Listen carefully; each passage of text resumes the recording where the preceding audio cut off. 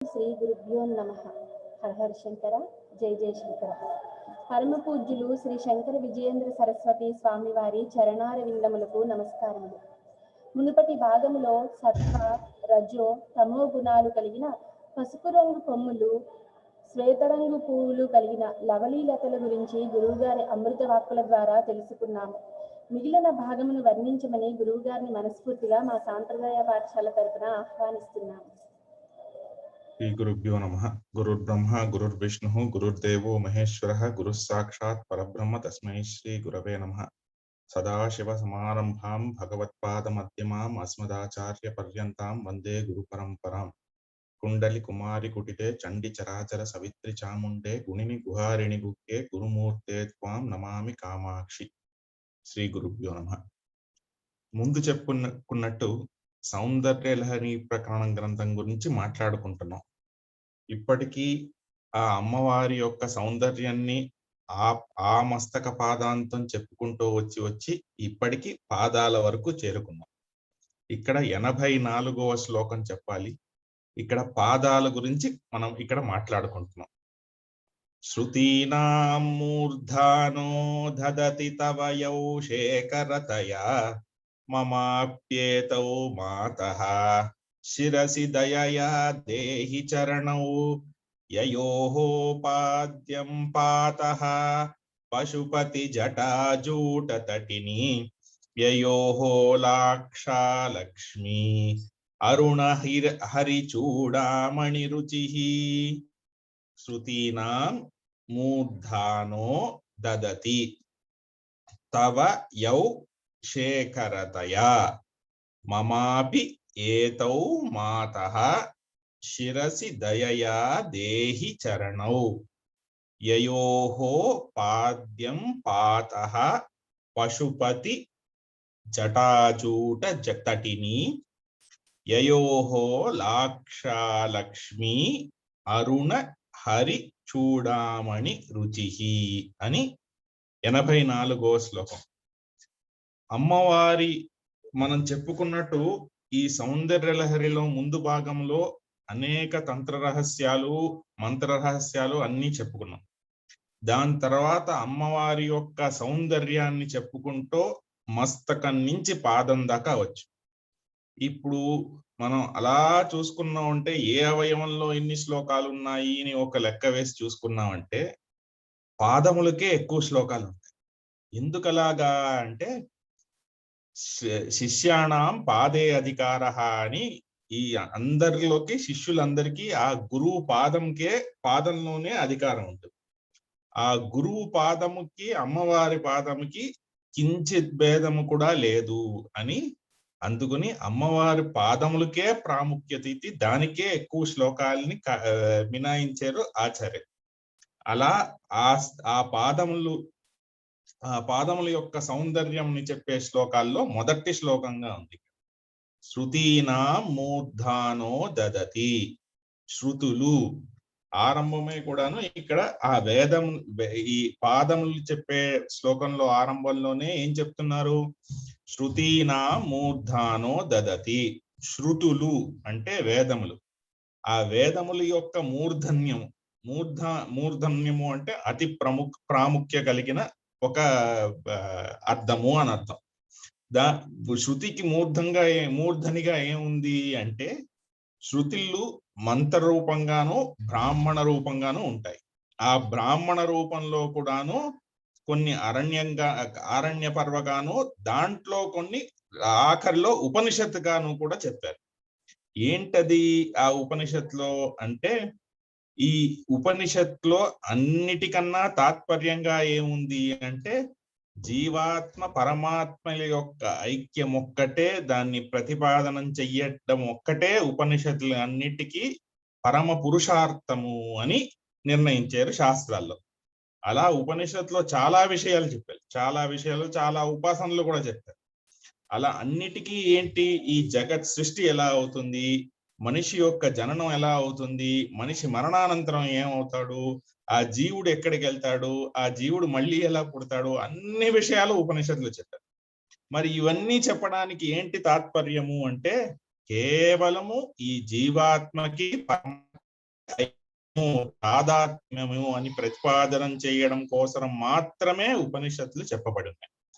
అలా ఆ ఉపనిషత్తులు అన్నిటికీ మూర్ధనం శృతి అన్నిటికీ మూర్ధన్య స్వరూపంగా ఉన్న ఆ ఉపనిషత్తులు ఏం చెప్తున్నాయి? జీవాత్మ పరమాత్మల యొక్క ఐక్యం చెప్తున్నాయి. దాన్ని దేంతో సాధించాలి? అమ్మవారి యొక్క పాదములతో మట్టుకే సాధించాలి అని ఉపనిషత్తులు అన్నీ ప్రతిపాదనం చేసేది ఏంటి? అమ్మవారి యొక్క పాదములే. మూర్ధానో దదతి. అమ్మవారి యొక్క పాదములు అన్నిటినీ ఆ ఉపనిషత్తులు ప్రతిపాదనం చేస్తున్నాయి. తవ యౌ శేఖరతయా, తవ యౌ నీ యొక్క యౌ చరణౌ నీ యొక్క శరణములనే చెప్తున్నాయి అని. ఇలాంటి చరణం ఎలా ఉండాలి? మమాపి ఏతౌ మాతః శిరసి దయయా దేహి చరణౌ. ఈ అతి శక్తివంతమైన ఈ పరమ పురుషార్థాన్ని ప్రసాదించే ఈ చరణములని మమాపి ఏతౌ మాతః శిరసి దయయా దేహి, నా శిరస్సు మీద కూడా కొంచెం ఆ చరణములను ప్రసాదించచ్చు అని ఆచార్యులు అడుగుతున్నారు. ఏ కారణం చేత ప్రసాదించాలి అంటే, ఈ ఉపనిషత్తులు శృతులు అవన్నీ కూడాను అతి సూక్ష్మమైన వస్తువుని చెప్తున్నాయి. ఇది ఎన్నిసార్లు చదివినప్పటికి కానీ, ఎన్నిసార్లు ఆ ఆచార్యుల దగ్గర విన్నప్పటికీ కానీ, సూక్ష్మమైన వస్తువులు కనుక అంత గమ్ముని మనస్సుకి కుదుట పడదు. ఒకే విషయాన్ని క్షురస్యదార నిశిత దురత్తయ దుర్గం పతం తత్ కవయో వదంతి అని కత్తి మీద నడుస్తున్నట్టు ఉంటుందిట ఆ ఉపనిషత్తు చదవడం. అదే జతి తన్నేచతి తద్వేక్ తద్దూరే తదు అంతికే అని. అది ఆ బ్రహ్మ ఎలా ఉందిట? ఎప్పుడు ఏజతి, ఇక్కడ అక్కడ కదులుతూ ఉందిట. తన్నేజతి కైనాను కదలకుండా ఉన్నదిట. తద్దూరే చాలా దూరంగా ఉందిట. తదు అంతికే అందరికన్నా దగ్గరగా కూడా ఉందిట. ఇలా విరుద్ధ స్వభావంగా చెప్తే ఎలా అర్థమయ్యేది మనకి? ఎన్నిసార్లు చెప్తే అర్థం అవుతుంది? ఎన్నిసార్లు చదివితే అర్థం అవుతుంది? ఎంత పరిశ్రమ చేస్తే అర్థం అవుతుంది? ఇవన్నీ కాదు. కానీ నా మీద ఒక దయ చూపించి ఒక్కసారి ఆ శృతులు అన్నీ నీ పాదముల యొక్క స్వరూపన్నే కదా చెప్తున్నాయి. ఆ పాదం ఒక్కసారి నా శిరస్సు మీద పెట్టు, ఆ ఉపనిషత్ తత్వాలు అన్నీ నాకు అర్థమైపోతాయి, నాకు ఆ మోక్షాన్ని ప్రసాదించు అని ఇక్కడ ఆచార్యులు అడుగుతున్నారు. యయోహో పాద్యం పాతః పశుపతి జటాజూట తటిని. ఏ ఒక్క పాదముల్ని తడిపి ఆ గంగ ఆ అమ్మవారి యొక్క పాదములు తడిపి మళ్ళీ ఎక్కడికి వెళ్ళింది? ఆ పశుపతి అంటే ఆ మహాదేవుడు శిరస్సు మీద అవతరించి ఆ మహాదేవుడి శిరస్సు నుంచి కొద్దిగా బయటకు వచ్చింది ఈ భూలోకానికి అని. అమ్మవారికి పాద్యముకి ఏ ఒక్క నీళ్లు ఉంటాయో ఆ అమ్మవారి కాళ్ళు కడిగిన వల్ల ఆ గంగకి అంత ఒక్క ప్రాముఖ్యత వచ్చింది. ఎవరికైనా సరే, ఎంత పాపములైనా సరే, కించిత్ ఈషత్ ఆ జలము కొంచెం స్పర్శ చేసినా కొంచెం భుజించినా కూడాను ఆ అంతవరకు చేసిన పాపం అన్నిటినీ కూడా నాశనం చేస్తుంది అని గంగాదేవికి అంత ప్రాముఖ్యత. ఆ గంగాదేవికి ప్రాముఖ్యత ఎందుకు వచ్చింది? అమ్మవారి యొక్క సాక్షాత్ చరణములకి పాద్యముగా ఉంది కనుక ఆ గంగాదేవికి అంత ప్రాముఖ్యత వచ్చింది అని చెప్పారు. యయోహో లాక్షాలక్ష్మీ లక్ష్మీ అరుణ హరి చూడామణి రుచి అని ఎవరి యొక్క ఆ పాదముల యొక్క ఎరుపును తీసుకుని అరుణ హరి చూడామణి రుచి. ఈ హరి విష్ణుమూర్తి ఉన్నారు కదా, విష్ణుమూర్తి మకుటము మీద ఉన్న ఆ మణి ఏమైతే ఉందో కౌస్తభము అని మణి, అమ్మవారికి పాదాభివందనం చెయ్యడం వల్ల దాంట్లో ఆ పాదము నుంచి వచ్చిన ఆ ఆరుణ్యముని పుచ్చుకుని ఆ మణి కూడా అరుణవర్ణంగా అయింది అని అమ్మవారి పాదముల యొక్క ప్రాశస్త్యత ఇక్కడ చెప్పారు. ఎలాగా? శృతీనామూర్ధానో, ఉపనిషత్తులన్నీ ప్రతిపాదన చేసే ఏ 2 చరణములు ఉన్నాయో, ఎవరు కాళ్ళు కడిగి ఆ గంగమాత సాక్షాత్ పరమేశ్వరుడు శిరస్సు మీద పడిందో, ఎవరి యొక్క ఎరుపుని నమస్కారం చేసిన వల్ల హరి యొక్క మకుటము మీద ఉన్న మణి, కౌస్తుభమణి ఎరుపు రంగు పొందింతో, ఇలాంటి చరణములు 2 అమ్మా కేవలం దయతో, భక్తులు మన వల్ల వేరే ఏమి చేసింది వీలు కాదు, కేవలం మా మీద ఉన్న దయతో జగజ్జనని అయిన నువ్వు ఆ 2 చరణముల్ని నా శిరస్సు మీద పెట్టు, దాని వల్ల పరమ పురుషార్థమైన శివజ్ఞానాన్ని నేను పొందుతాను అని ఈ శ్లోకంలో ప్రతిపాదన చేశారు. ఈ మొదటి పాదానికి శృతీనామూర్ధానో అని ఉపనిషత్తులు ప్రతిపాదించే ఆ తత్వాన్ని అమ్మవారి కాళ్ళగా మనం ఇక్కడ చెప్పారు. ఇంకో అర్థం కూడా ఉంది దీనికి. శృతీనాం అంటే శృతి వధూనాం అని అర్థం. శృతి వధూనాం అంటే వైదిక మార్గంలో ఉండే ఏ ఒక్క పవిత్రమైన స్త్రీలు ఉంటారో వాళ్ళ తల మీద ఎప్పుడూ అమ్మవారి చరణాలు ఉంటాయి అని శాస్త్రాల్లో చెప్పబడింది. అందుకే స్త్రీలందరూ కూడాను నుదుటుల మీద కూడా బొట్టు పెట్టుకోవాలి అని చెప్పబడింది. అక్కడ అమ్మవారి పాదములు ఉంటాయి కనుక అక్కడ కూడా సింధూరం పెట్టుకోవాలి అని చెప్పారు. అలా ఆ స్త్రీ వైదిక మార్గంలో ఉండే స్త్రీలు తలలో కూడా ఆ అమ్మవారి చరణములు ఉంటాయి. ఆ చరణములు కూడా మాలాంటి పెట్టాలి అని ఇక్కడ ఆచార్యులు కోరుతున్నారు.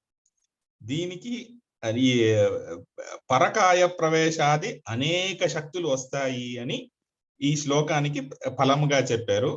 క్షీరపాయసము, చిత్రాన్నము నైవేద్యంగా చెప్పారు. శృతీనాం మూర్ధానో దదతి తవ యౌ శేఖరతయా మమాప్యేతౌ మాతః శిరసి దయయా దేహి చరణౌ యయోః పాద్యం పాతః పశుపతి జటాచూట తటిని యయోః లాక్షా లక్ష్మి అరుణహరి చూడామణి రుచిః అని.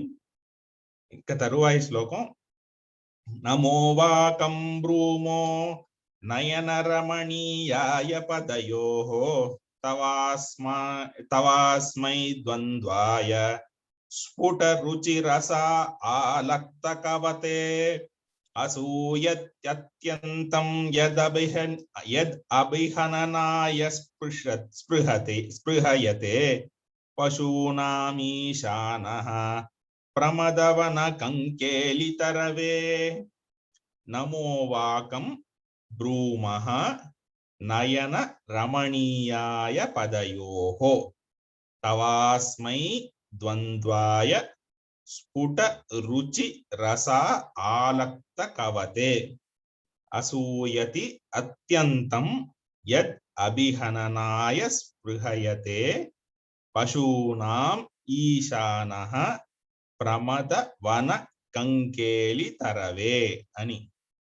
నమోవాకం బ్రూమః అంటే నమస్కార వాక్యమును ఎప్పుడూ మేము చెప్తున్నాము. దేనికి?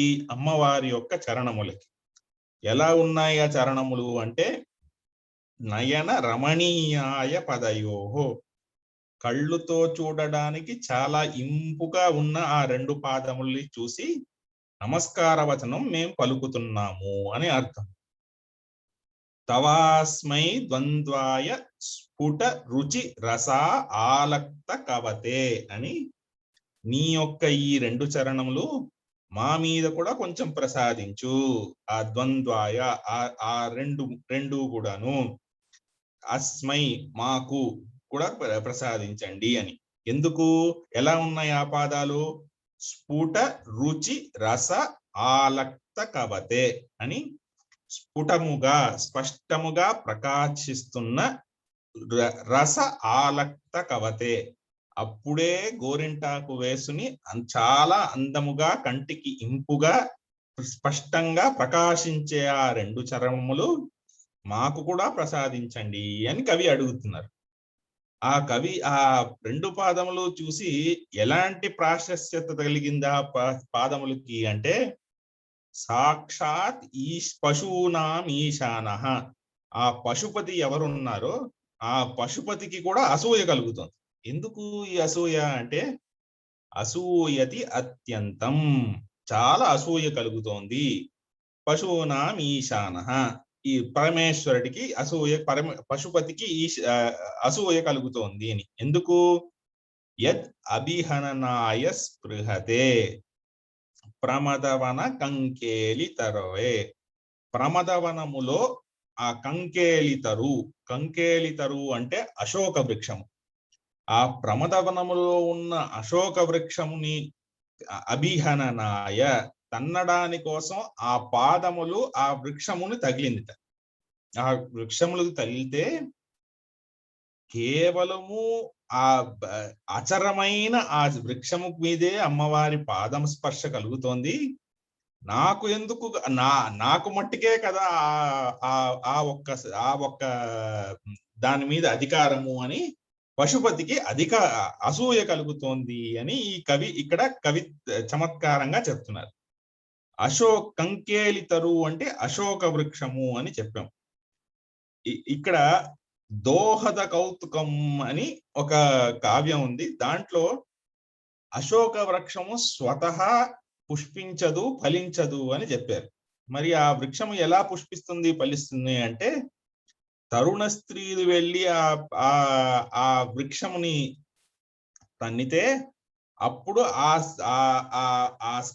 ఆ తరుణ స్త్రీ స్పర్శ వల్ల ఆ వృక్షము ఫలిస్తుంది, పుష్పిస్తుంది అని కవిలో కావ్యాల్లో చెప్పారు. అలా ఇక్కడ అమ్మవారి కూడాను ప్రమదవనములో ఉన్న అశోక చెట్లన్నిటినీ కూడాను తన్నింది. ఆ తన్నిన వల్ల కలిగిన చరణ స్పర్శము అచలమైన వస్తువులకు కూడా కలుగుతోంది. దాని మీద అధికారం నాకే కదా అని చెప్పి ఆ చెట్లు మీద కూడాను ఆ పశుపతి అంటే అన్ని పశువులకి పతిగా ఉండేవాడు. ఏ ఒక్క అచరమైన అన్ని మనుష్యులకి కూడాను వాళ్ళు 3 మలములతో బంధించి ఉన్నవాళ్ళు, వాళ్ళని ఆ 3 మలముల నుంచి ఉద్ధరించి సాక్షాత్ శివజ్ఞానాన్ని ప్రసాదించే ఆ పశుపతి కూడాను అసూయ చెందాడు అని ఇక్కడ చమత్కారంగా చెప్తున్నారు. నమో వాకం బ్రూమో నయనరమణీయాయ పదయోః తవాస్మై ద్వంద్వాయ స్ఫుట రుచి రస ఆలక్త కవతే అసూయత్యత్యంతం యద్ అభిహననాయ స్పృహయతే పశూనామీశానః ప్రమదవన కంకేలితరవే అని ఇక్కడ ఈ శ్లోకంలో చెప్పారు. ఈ శ్లోకంకి వచ్చే శ్లోకంకి కూడాను భూత ప్రేతాది బాధలు ఉంటే అవన్నీ కూడా నివృత్తి అవుతాయి, చెడ్డ స్వప్నాలన్నీ కూడా తొలగిపోతాయి, దుస్వప్నాలు తొలగిపోతాయి అని ఫలం చెప్పారు. క్షీరపాయసము కదలి నైవేద్యం ఇక్కడ. దాని తర్వాత మరుసటి శ్లోకం మళ్ళీ అమ్మవారి పాదంలోనే చెప్పారు. ఈ శ్లోకంలో ఏం చూసాము, ఆ సాక్షాత్ పరమేశ్వరుడు కూడా అమ్మవారి యొక్క అచరమైన చెట్టుకు కూడాను ఆ అభిహననం కలుగుతోంది అని అసూయపడ్డాడు అని చూసాం. మరి దానివల్ల పరమేశ్వరుడు ఏం చేసేట, మృషా కృత్వా గోత్రస్కలనమథ వైలక్ష్యణమితం లలాటే భర్తారం చరణకమలే తాడయతి తే చిరాత్ అంతఃశల్యం దహనకృతమున్మూలతవత తులాకోటిక్వాణైః కిలికిలిత మీశాన రిపుణా. మృషా కృత్వా గోత్రస్కలనం అథ వైలక్ష్యణమితం లలాటే భర్తారం చరణకమలే తాడయతి తే. చిరాద్ అంతఃశల్యం దహనకృత ఉన్మూలితవత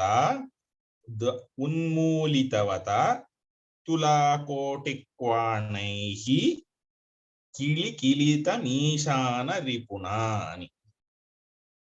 ఇక్కడ మృష అనే పదానికి రెండు విధాలుగా అర్థం చేస్తారు. మొదట అర్థం ఏంటి అంటే అకస్మాత్తుగా అని. అకస్మాత్తుగా పరమేశ్వరుడు ఏం చేసేట, గోత్రస్ఖలనము అంటే అనురాగ వేళలో అమ్మవారితో ఉండే సమయంలో అమ్మవారు కాకుండా ఈ పరస్త్రీ యొక్క నామం తీశారు అని.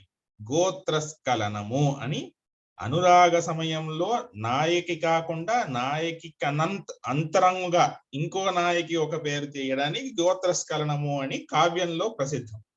అలా ఇక్కడ కూడాను పరమేశ్వరుడు ఏం చేసేట, ఆ అనురాగముగా ఉండే సమయంలో అమ్మవారు కాకుండా ఇంకో పరస్త్రీ యొక్క పేరు పలికిన వల్ల వైలక్షణ నిమిత్తం అందుకని ఏమైంది, లలాటే భర్తారం చరణ కమలే తాడయతితే. ఆ చరణ కమలములు ఏ ఒక్కటి ఉన్నాయో దానితో అమ్మవారు పరమేశ్వరుడి యొక్క లలాటముని తన్నింది. తాడయతితే అని తన్నింది. దీనివల్ల ఏమైంది అంటే చిరాద్ అంతఃశల్యం. చాలా రోజులుగా మన్మధుడు ఏమయ్యాడు, ఈ పరమేశ్వరుడి యొక్క లలాటములో ఉండే మూడో కన్ను నుంచి వచ్చిన అగ్ని వల్ల ఉన్మూలితవత దహనకృతం, ఉన్మూలంగా సమస్తము దహనకృతం మండిపోయాడు. ఆ మండిపోయి భస్మమైన మన్మధుడు ఏమైంది, చిరాద్ అంతఃశల్యం, చిరకాలముగా చాలా కాలముగా లోపల ఆ కోపాన్ని అంతఃశల్యం లోపల ఆ వైరాన్ని ఉంచుకున్నట్టు. ఇప్పుడు ఇది చూశాడు కదా, అనురాగ సమయంలో అమ్మవారి పరమేశ్వరుడి యొక్క లలాటముని తన పాదాంబుజముతో తాడించింది అని చూశాడు. చూస్తే ఏమైంది, తన వైరం శాంతించింది. తులా కోటి క్వాణైః, తులా అంటే అమ్మవారి కాళ్ళకి ఉండే నూపురములు, ఆ నూపురములో ఉండే కోటి క్వాణైః అంటే ఆ నూపురములకి అగ్రభాగంలో ఉండే చిన్న చిన్న మణులు, ఆ మణుల వల్ల వచ్చే శబ్దము. ఆ శబ్దం ఎలా వచ్చింది, కిలికిలి అని ఆ శబ్దం వచ్చింది. ఆ శబ్దం కిలికిలి అని వచ్చిన వల్ల ఆ మన్మధుడు కూడాను లోపల నవ్వుకున్నట్ట. ఎలాగా, కిలికిలికిలినే అలాగే అదే ఆ నూపురములు ఎలా శబ్దం చేశాయో అలాగే శబ్దం చేశాడు. ఈశాన రిపుణ, ఆ పరమేశ్వరుడి యొక్క రిపు అయిన మన్మథుడు పరమేశ్వరుడికి కూడా అనురాగ సమయంలో తగిలింది అని ఆ అనురాగ క్లేశాన్ని చూసి అదే గుర్తు చెయ్యాలి అని చెప్పి ఆ నూపురములు ఎలా శబ్దం చేసేయో అదే శబ్దాన్ని మళ్ళీ ప్రతిశబ్దంగా చేసేట మన్మధుడు. అదే శబ్దం శబ్దరవం చేసేట మన్మధుడు కిలికిలి అని ఈ చాలా హాస్యముగాను అతిశయోక్తిగాను ఇక్కడ చెప్తున్నారు. ఇది అలాగే ఏంటి ఇలా ఉంది అనుకోకుండా మృష అనే పదానికి ఇంకో అర్థం కూడా ఉంది. మృష అంటే ఏంటి, మృష అంటే అనృతము అని అర్థం. ఇలా నిజంగా జరగలేదు, ఇలా జరిగిందేమో అని ఊహించుకున్నట్టు ముందు శ్లోకంలో మనం పరమేశ్వరుడు ఆ అచలమైన వృక్షముకి కూడా పాలతాడనం జరిగింది, నాకు కూడా అది కావాలి అనుకున్నట్టు ఇక్కడ ఆ పాదతాడనం ఎలా సంపాదించాడు అని ఈ శ్లోకంలో చమత్కారంగా కవి చెప్తున్నారు. అలా మృషాకృత్వా గోత్రస్ఖలనమత వైలక్ష్యనమితం లలాటే భర్తారం చరణ కమలే తాడయతితే చిరాద్ అంతఃశల్యం దహనకృతమున్మూలితవత తులాకోటి క్వాణైః కిలికిలితమీశాన రిపుణ అని. ఇలాంటి అమ్మవారి యొక్క పాదాంబుజము వర్ణించి, సాధారణంగా మనం ఏం చేస్తాం, అమ్మవారి యొక్క పాదమైనా ఏ దేవత పాదమైనా ఒక కమలముతో పోలిస్తాం, కమలముతో ఉపమానం చేస్తాం. ఎలా అయ్యా అలా ఉపమానం చేస్తారు అని చెప్పి ఆ ఉపమానాన్ని ఖండిస్తూ ఈ వచ్చే శ్లోకం చెప్తున్నారు. హిమాని హంతవ్యం హిమగిరి నివాసైక చతురౌ నిశాయాం నిద్రాణాం నిశిచరమ భాగే చ విశదౌ వరం లక్ష్మీపాత్రం శ్రియమతి సృజంతౌ సమయినాం సరోజం తత్పాదౌ జనని జయతశ్చిత్రమిహ కిం అని ఎలా అయ్యా ఉపమానం చేస్తారు అమ్మవారి పాదమునికి ఒక సరోజమునికిను సరోజముకి అమ్మవారి పాదములకి అసలు పోలికే లేదు అంటున్నారు. ఎందుకు? హిమాని హంతవ్యం. హిమాని అని హిమము అంటే మంచు. ఆ మంచు పడిన వెంటనే ఈ కమలం ఏమవుతుందట? తానుగా తాను రెక్కలన్నీ ఉదిరిపోయి నశించిపోతుంది ఆ సరోజం. మరి మా అమ్మవారి పాదంలో ఎలాగా అంటే హిమగిరి నివాసైక చతురౌ. ఈ హిమములన్నీ ఎక్కడ ఎక్కువ ఉంటాయి? హిమగిరిలోనే ఉంటాయి. హిమాలయంలోనే ఉంటాయి. ఆ హిమాలయంలో పుట్టినప్పటి నుంచి ఉన్నది మా అమ్మవారు. అక్కడే తన పుట్టినది అక్కడే, దాని తర్వాత పెళ్ళై ఉండేది కైలాస పర్వతంలోనే, హిమముల మధ్యలోనే ఉంది. అందుకుని ఆ హిమగిరి నివాసైక చతురౌ, అక్కడ ఎలా నివాసం చేయాలి అని చాలా చతుర కలిగిన పాదాలు. మరి హిమము తగిలిన వెంటనే నశించిపోయే సరోజము ఎక్కడ? ఎప్పుడూ ఆ హిమంలోనే ఉండే ఆ మా అమ్మవారి చరణములు ఎక్కడ అని అడుగుతున్నారు. అది కాకుండా నిశాయాం నిద్రాణం నిశి చరమ భాగే చ విశదౌ. మరి సరోజములు ఏంటి? సూర్యుడు అస్తమయ్యి నిశ అంటే రాత్రి వేళ వస్తే ఇంకా ఈ సరోజములు ఏం చేస్తాయి? తానుగా మూసుకుని పడుకుంటాయి. నిశి చరమ భాగే చ విశదౌ. ఆ రాత్రి యొక్క చరమ భాగము సూర్యోదయం వచ్చిన తర్వాతనే తానుగా వికసించాయి. మరి మా అమ్మవారి పాదం ఏంటి అంటే అలా కాదు. మా అమ్మవారి పాదం సూర్యుడు ఉన్నప్పటికీ కూడాను, సూర్యుడు లేనప్పటికీ కూడాను సర్వదా వికసించి ఉంటాయి అని చెప్తున్నారు. అది కాకుండా వరం లక్ష్మీ పాత్రం శ్రియమతి సృజంతౌ సమయినాం. ఈ లక్ష్మీదేవి యొక్క ఎరుపు ఏముందో దాంట్లో కొంచెం తీసుకుని ఈ సరోజము ఎర్రగా అయింది. మరి మా అమ్మవారు ఏంటి? మా అమ్మవారి పాదము యొక్క ఎరుపులో కించిత్ భాగాన్ని తీసుకునే లక్ష్మికి కూడా ఎరుపు వచ్చింది అని కించిత్ లక్ష్మీ పాత్రం. ఆ లక్ష్మీదేవి యొక్క ఒక అంశంలో, ఆ ఎరుపులో ఒక అంశాన్ని తీసుకునే సరోజము ఎరుపు కలిగింది అని. కానీ మా అమ్మవారి పాదంలో ఎలాగా అంటే శ్రియమతి సృజంతౌ సమయినాం అని సమయాచారము కలిగిన వాళ్ళు, వేద మార్గములోనే ఉపాసన చేసే వాళ్ళకి ఏం చేస్తోంది అమ్మవారు?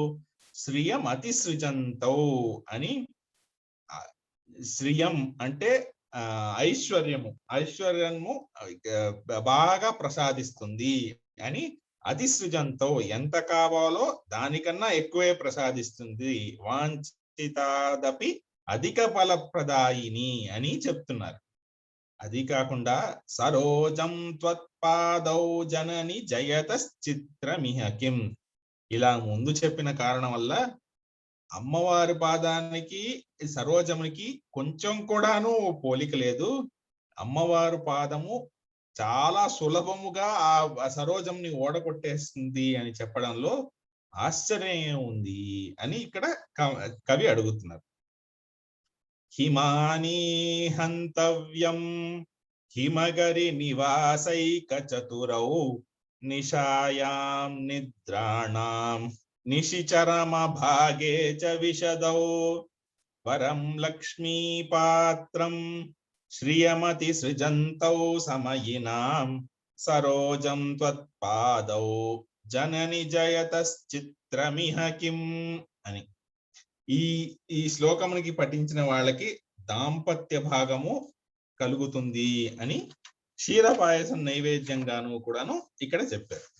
దాని తర్వాత ఇంకో శ్లోకం చూద్దాం. పదం తే కీర్తీనాం ప్రపదమపదం దేవి విపదాం కథం నీతం సద్భిః కఠిన కమటి కర్పరతులాం కథం వా బాహుభ్యాం ఉపనయన కాలే పురభిదా యదాదాయన్యస్తం దృశతి దయమానేన మనసా అని పదం తే కీర్తీనాం ప్రపదం అపదం దేవి విపదాం కథం నీతం సద్భిః కఠిన కమటీ కర్పరతులాం కథం వా బాహుభ్యాం ఉపయమన కాలే పురభిదా యదాదాయన్యస్తం దృశది దయమానేన మనసా అని అమ్మవారి ఒక ప్రపదం అంటే పాదాగ్రముని ఇక్కడ వర్ణిస్తున్నారు. ఎలా ఉందిట పాదాగ్రము? పదం తే కీర్తీనాం, ఏ ఒక్క పాదాగ్రమును పట్టుకుంటే అందరికీ ఈ లోకంలో సర్వకీర్తులు లభిస్తాయో, అపదం దేవి విపదాం,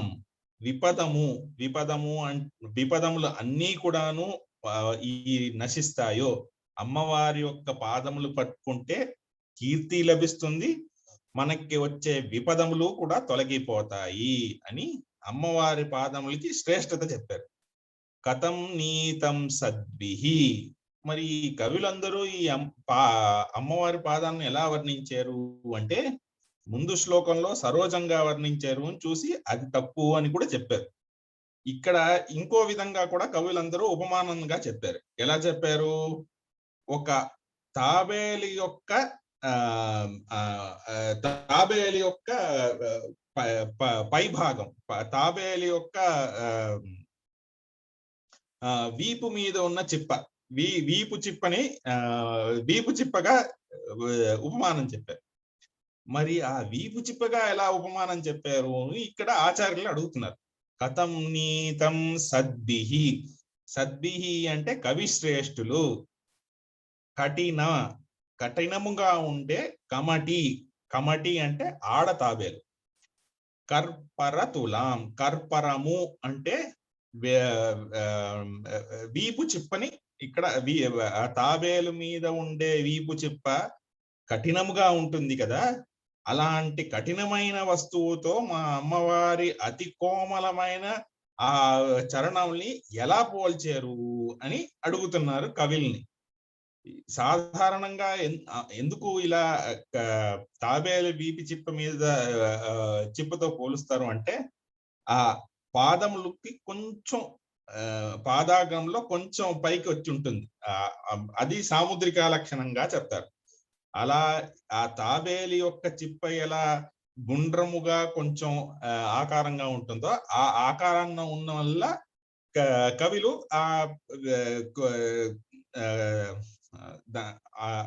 ఆడతాబేలుగా ఉపమానం చేశారు. కానీ ఇక్కడ ఎలా అలా ఉపమానం చేస్తారు? ఆ తాబేలు యొక్క వీపి చిప్ప అంత కఠినంగా ఉంటుంది, మా అమ్మవారి యొక్క పాదము అతి మృదులుగా ఉంటుంది అని అక్కడ ఆ ఉపమానాన్ని కాదు, తప్పు అని ఇక్కడ కవి చెప్తున్నారు.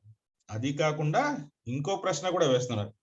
కథం వా బాహుభ్యాం ఉపయమన కాలే పురభిదా, ఈ పార్వతీ పరమేశ్వరులు ఇద్దరికీ కూడాను ఉపయమన కాలము అంటే, ఉపయమనము అంటే వివాహం, ఆ వివాహ సమయమునందు పరమేశ్వరుడు ఏం చేసేట, వాళ్ళకి వివాహం జరిగేటప్పుడు ఆ వివాహంలో సప్తపది అని ఒక క్రతువు జరుగుతుంది. ఆ సప్తపది అనే క్రతువులో ఆ వరుడేమో ఆ వధువు యొక్క కాలు తీసుకుని ఆ సన్నికల్లు మీద పెట్టి మెట్టెలు వేస్తారు. అలా పరమేశ్వరుడు కూడా మా అమ్మవారికి అలా చేశారు. చేస్తే ఎలా చేశారయ్యా అది అని ఇక్కడ ప్రశ్న అతిశయోక్తిగా అడుగుతున్నారు. కథం వా బాహుభ్యాం తన రెండు చేతులతోనూ తీసుకుని బాహుభ్యాం పురభిద పరమేశ్వరుడు ఆదాయ న్యస్తం దాన్ని తీసుకుని పెట్టాడు. ఎక్కడ పెట్టాడు? ద్రిషది అంటే సన్నికల్లు. అంత కఠోరమైన సన్నికల్లులో మా అతి మృదులమైన మా అమ్మవారి కాళ్ళుని ఎలా దాని మీద పెట్టాడు? మరి ఇలా పెట్టిన ఆయన్ని దయమానేన మనస దయతో కలిగిన మనసుతో ఎలా పెట్టారు అని ఇక్కడ చమత్కార రూపంగా ఆచార్యులు ప్రశ్న వేస్తున్నారు. దీంట్లో తాత్పర్యం ఏంటి? అతి అతి అతి అతి సుందరముగాను అతి అతి అతి లావణ్యముతోను అతి మృదువుగాను ఉన్నది అమ్మవారి యొక్క పాదములు పాదాగ్రము అని ఇక్కడ ప్రతిపాదన చేయబడింది. పదం తే కీర్తినాం ప్రపదం అపదం దేవి విపదాం కథం నీతం సద్భిః కఠిన కమటి కర్పరతులాం కథం వా బాహుభ్యాం ఉపయమన కాలే పురభిద యదాదాయన్యస్తం దృశది దయమానేన మనసా అని ఇక్కడ వివాహం గురించి ఇక్కడ చెప్పారు కనుక దాంపత్య లాభం కలుగుతుంది. అందరికీ కూడా దాంపత్య లాభము, దానితో కూడా ఆ వైదిక ధర్మానుష్ఠానము, ఆఖరికి మోక్షము కూడా కలుగుతుంది అని ఈ శ్లోకానికి తాత్పర్యంగా చెప్పారు. గుడపాయసము, నారికేళము, నైవేద్యం. అలా ఇక్కడ 5 శ్లోకాలు కూడా అమ్మవారి పాదముల గురించే చెప్పుకుని మళ్ళీ వచ్చే వారం అమ్మవారి పాదముల గురించే మళ్ళీ ఇంకొంచెం చూసుకుందాం. ఇక్కడతో ఆపుకుందాం ఇవాల్టి భాగం. శ్రీ గురుభ్యో నమః. సహనా భవతు సహనౌ భునక్తు సహ వీర్యం కరవావహై తేజస్వినావధీతమస్తు మా విద్విషావహై. ఓం శాంతి శాంతి శాంతి. శ్రీ గురుభ్యో నమః.